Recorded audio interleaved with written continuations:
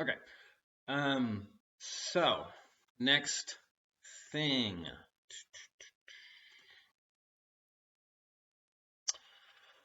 How do we represent this in a computer? So I'm pulling up one card specifically, so you can see. Uh, okay, so what fields do we need for card objects, right? The first thing I should work on. Okay, so um, our cards, they have a name, right? Blue Stripes Commando. They have a strength, it's right here. They have a range. They have special abilities.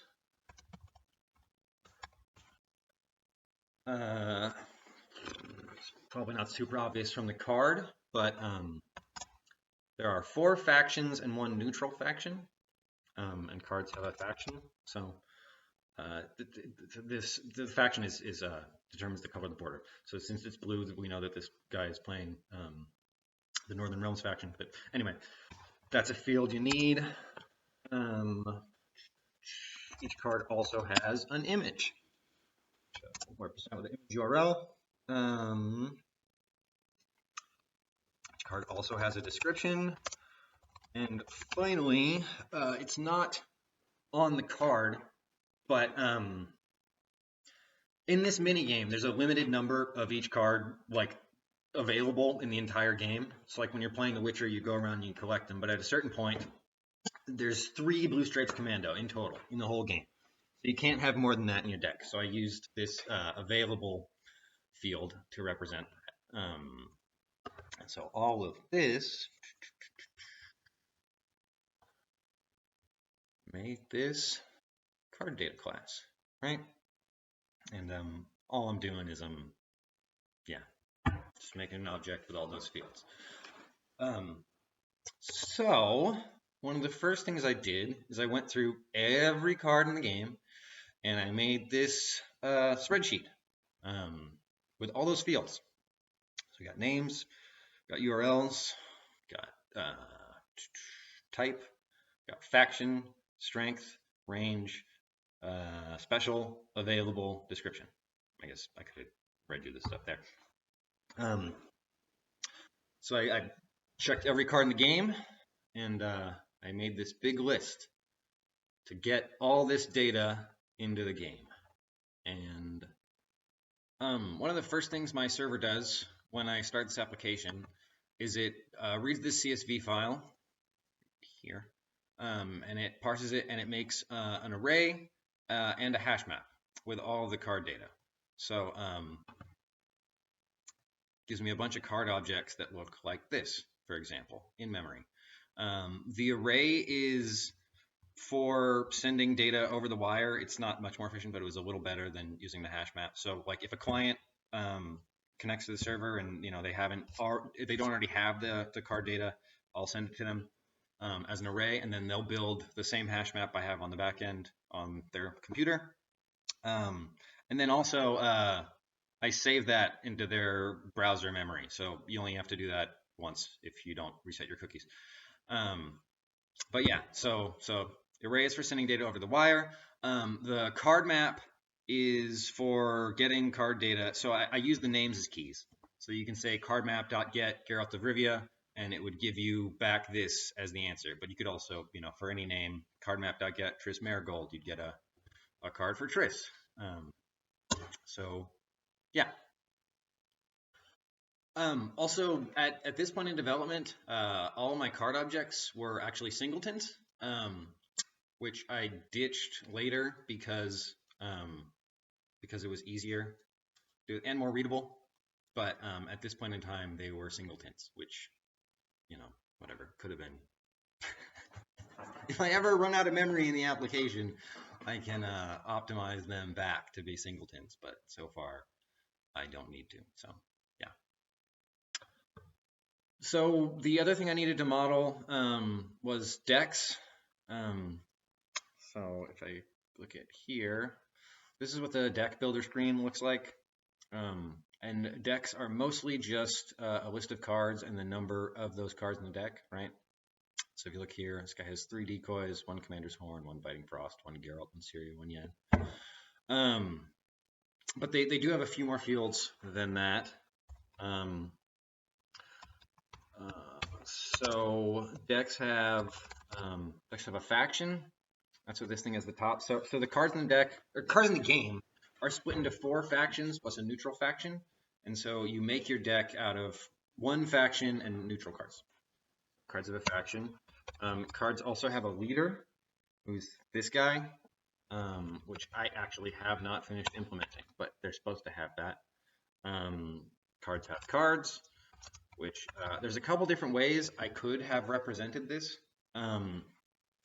Since I have this CSV file with all my card data in it, what I thought about doing is I could have made an array that is the size of this list, and it would just be an array of numbers where every number represents the quantity of the card at that index in this list, right? And I think that might actually be more efficient than the way I'm storing the cards, but I just used a hash map with the names and the quantities, and it was good enough, and it works. So I walked away from it because it's agile. You know, that's what you're supposed to do. Over optimization is bad, so this was good enough. Anyway, so I need that. And finally, decks have a few requirements, which I debatably don't really need to like save as variables because I can just calculate it every time. But just I don't know. I saved them because it was easy to do that.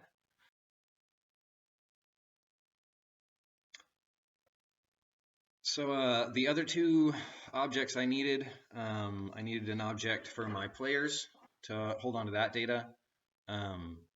So players have a name, which is right there. They have lives, and they pass when they're done with, yeah.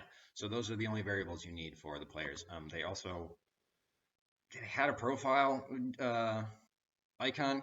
I skipped that. Whoops. And yeah, there's a faction down here, but that is redundant. Since I already have that with the deck, I didn't include it in the player object. I also needed an object for my board, which is mostly it's just arrays, right? These are all arrays of cards. Close range, siege, and so I did see. I have an array. Each player gets an index, and then you use the player's index and these things to decide where the cards go. If that makes sense. So if player index 0 plays a close range card, it'll get added to this array. Is the simple version. I also got weather. These are just true, false. They're on or off. Rally horns, similar, but they also need player indexes. That's how I keep track of these things. Morale is not on the board. I added it to the board object because it made calculation more efficient.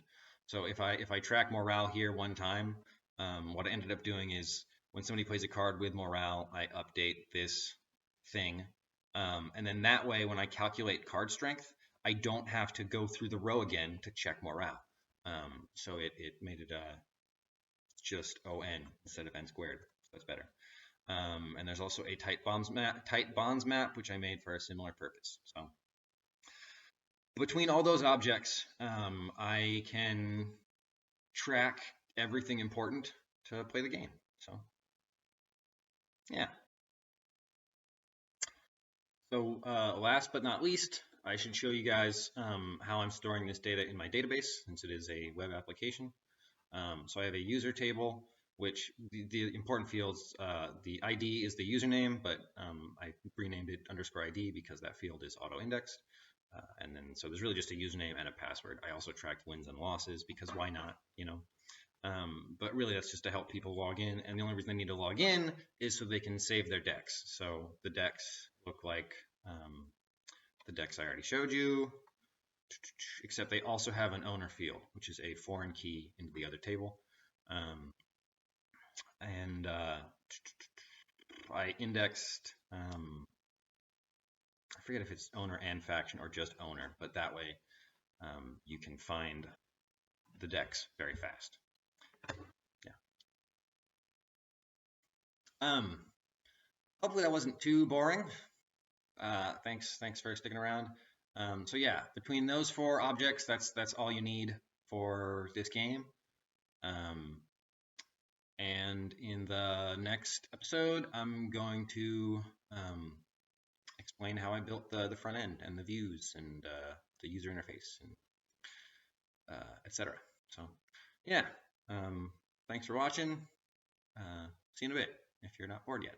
But you can leave if you're bored. You know, it's not mandatory. But anyway, I love you.